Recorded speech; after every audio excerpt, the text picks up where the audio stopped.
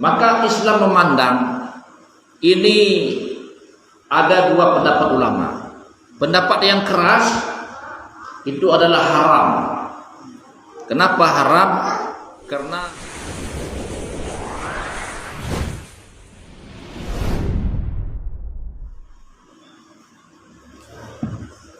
Bismillahirrahmanirrahim. Assalamualaikum warahmatullahi wabarakatuh. Alhamdulillahilladzi an'ama 'alaina bi ni'matil iman wal islam. Asyhadu an la ilaha illallah wahdahu la syarikalah wa asyhadu anna Muhammadan abduhu wa rasuluh. Allah ta'ala fi kitabihil karim.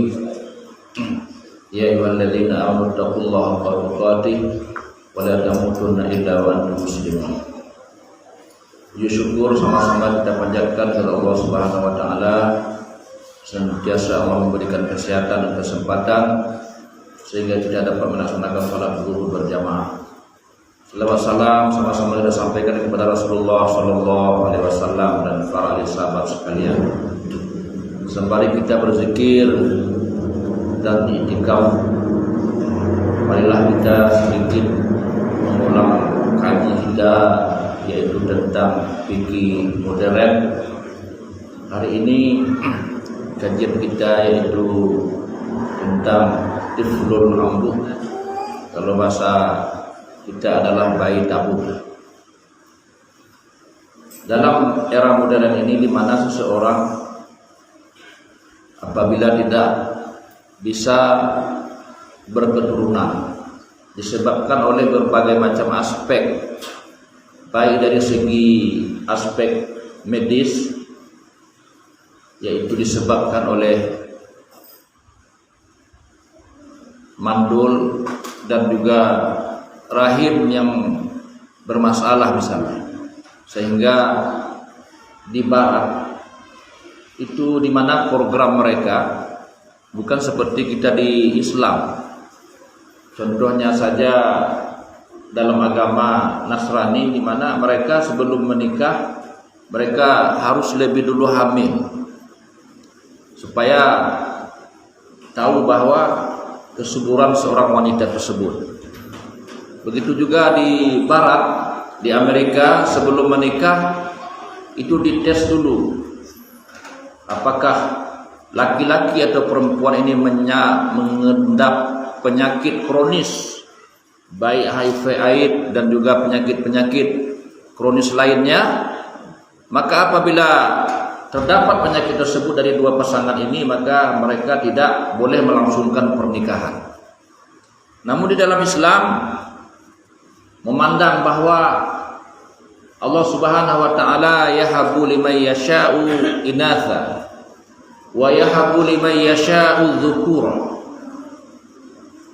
Ada orang yang ingin anak laki-laki diberikan Allah laki-laki, dan ingin anak perempuan diberikan anak perempuan, atau sebaliknya, ketika seseorang ingin anak perempuan dikasih laki-laki, atau laki-laki dikasih perempuan atau dikasih kedua-duanya, atau akibah, atau dia adalah mandul. Jadi ini adalah dalam Islam bahwa itu pemberian Allah, anugerah Allah Subhanahu wa taala. Maka apabila terjadi vonis dokter bahwa seseorang ini tidak bisa hamil disebabkan oleh berbagai macam, apakah ejakulasi dini misalnya, ataupun dalam bahasa kita yaitu manifestnya itu encer, jadi sehingga tidak bisa membuahkan ovum dari seorang wanita lewat secara suami istri. Maka oleh sebab demikian, ulama Islam memandang bahwa ada cara kedua, yaitu bayi tabung.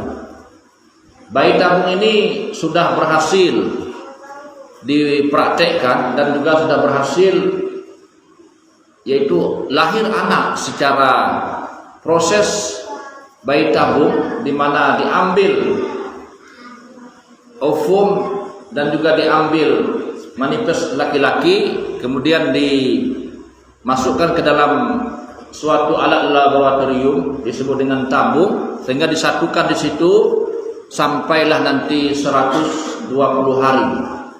Nanti baru dipindahkan atau disuntikkan kembali ke dalam rahim seorang ibu. Maka Islam memandang ini ada dua pendapat ulama. Pendapat yang keras itu adalah haram. Kenapa haram? Karena Allah Subhanahu wa taala menjelaskan dalam Al-Qur'anul Karim, nutfah, alaqah, mudghah, fakasawna al-idhama lahma, thumma ansha'na khalqan akhar, fatabarakallahu ahsanul khaliqin. Proses hamil itu terjadi segumpal darah, kemudian menjadi segumpal daging, kemudian daging itu dibalut dengan kulit dan juga sempurnalah tulang belulangnya dan menjadi makhluk seperti seorang bayi. Sehingga secara ilmu kedokteran 4 bulan sudah bisa di USG bahwa bayi tersebut sudah yaitu mempunyai jenis kelamin. Maka oleh sebab demikian cara bayi tabung ini diharamkan oleh ulama yang pertama. Karena itu adalah hanya prerogatif Allah, hak Allah Subhanahu wa taala. Tidak ada hak kita sama sekali. Baik ingin anak laki-laki dikasih, ingin anak perempuan dikasih, atau sebaliknya, atau dia sudah mandul, maka tidak boleh melakukan upaya apapun.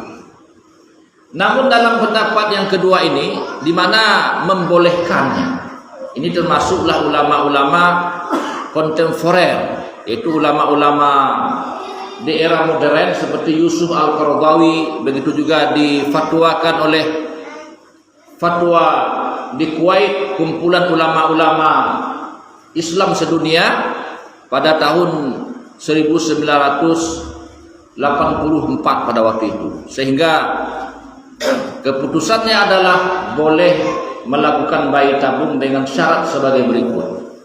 Yang pertama, sah hubungan suami istri antara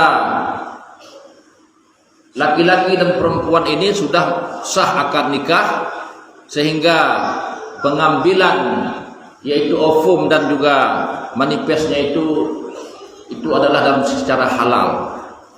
Yang kedua, bukan dalam masa iddah. Misalnya seorang wanita sudah meninggal dunia, dalam masa iddah itu tidak boleh melakukan pernikahan. Begitu juga untuk mengambil ovum seorang wanita itu dalam masa iddah, karena dia belum status sebagai suami baru, istri baru, tapi dia masih sebagai yaitu janda dari peninggalan suaminya. Maka di situ iddahnya adalah arba'ata ashhur wa ashra, 4 bulan 10 hari. Apabila 4 bulan di USG ternyata nggak ada bayi, nggak ada cabang bayi, maka sudah bolehlah nikah dianya dengan laki-laki lain. Tapi apabila ada bayi, hatta yadha'na hamlahunna, jadi iddahnya adalah menunggu sampai lahir anak dan sampai masa sucinya seorang wanita tersebut. Nah, jadi ini adalah syarat kedua, tidak boleh diambil dari masa iddah. Yang ketiga, tidak boleh diambil yaitu dari wanita yang tidak halal. Misalnya wanita lain yang tidak ada hubungan sama laki-laki ini secara pernikahan, maka tidak boleh untuk diambil yaitu keduanya atau salah satu dari keduanya. Yang keempat, tidak boleh meletakkan bibit tersebut ke dalam rahim bukan istrinya. Inilah salah satu dari syarat keempat ini yang sangat-sangat fenomenal, Bapak rahimakumullah. Misalnya kita punya istri lebih dari satu. Misalnya istri pertama ini sederhana cantiknya, istri kedua luar biasa cantik, istri ketiga cantik sekali kan. Ini kalau boleh saya ingin supaya bibit dari istri pertama ini ditransfer ke istri ketiga misalnya. Nah, ini secara hukum kita sampaikan, walaupun nggak ada yang nikah sampai 3. Nah, ini ibu di belakang nggak apa-apa, ini maaf ya, ini sebagai secara hukum saja ini. Nah, kalau ada rencana boleh, ya, itu adalah hak bagi laki-laki, rayulah istri supaya dikasih. Bapak-bapak rahimakumullah, jadi secara hukum tidak boleh meletakkan bibit wanita pertama ovumnya itu setelah ditabung dengan pasangan suami istri ini, kemudian yang hamil nanti istri ketiga atau istri kedua. Kenapa? Karena akan bertukar nanti ibunya. Di mana ibu yang harus dia panggil, apa ibu yang pertama sebagai yang punya bibit, atau ibu kedua atau ibu ketiga yang melahirkannya. Jadi oleh sebab demikian maka Islam mensyaratkan demikian. Tapi kalau di barat dia melihat ada perempuan-perempuan yang cantik misalnya kan, nah, dia ingin lahir dari perempuan itu, dibayarnya itu. Nah, jadi saya ingin kau melahirkan anak saya bayar 300 juta untuk melakukan bayi tabung. Jadi dipakailah rahim wanita itu, lahirlah nanti anaknya kayak bule. Kalau orang Arab, mereka yang kaya-kaya itu dia belum sempurna sebelum nikah sama orang Amerika. Aneh ya mereka itu. Maka coba kita lihat raja-raja Arab itu, Raja Salman ada istrinya orang Amerika, orang Perancis, begitu juga presiden itu Mesir ya kan. Nah, yang dulu itu yang Husni Mubarak itu juga ada. Jadi sehingga disitulah mereka ingin merubah keturunan. Jadi kalau kita ada yang mancung ya kan, hidungnya ke Indonesia ini, ya ini adalah Arab India namanya kan itu. Nikahlah sama orang barat sana, itu langsung jadi turis itu, Pak. Nah, bukan kayak kita nikah dengan orang Sudan, hitam tambah dengan hitam legang, anaknya nanti akan beong ya kan, beong su istilah orang apa itu kan, hitam legang gitu. Jadi itu adalah secara ingin merubah keturunan. Nah, jadi kalau ingin merubah keturunan itu adalah dengan cara nikah dengan berbeda jenis dan juga berbeda bangsa. Sehingga dalam Islam itu nikah dengan dekat itu tidak dianjurkan. Baik dengan anak paman, dengan sepupu kan. Kenapa? Karena kurang rasa kecintaannya. Jadi oleh sebab demikian semakin jauh marganya, semakin jauh keturunannya itu semakin kuat, akan lahirlah kekuatan-kekuatan. Sehingga di Aceh ini ada di Takengon itu tidak boleh menikah satu desa.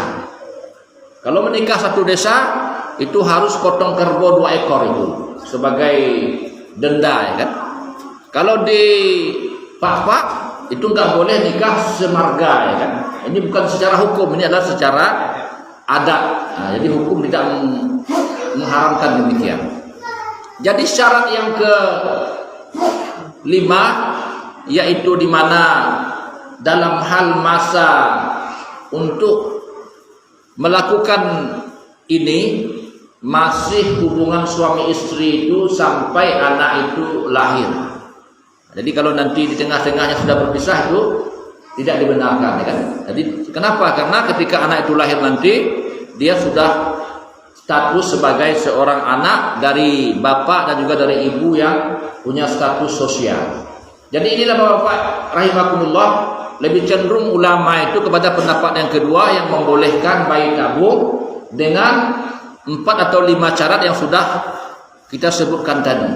Tujuannya adalah yaitu di mana kita di dalam kehidupan ini ketika Allah memberikan suatu nikmat tidak diberikan nikmat yang lain, mungkin kita terlalu bersedih rasanya, terlalu tidak senang.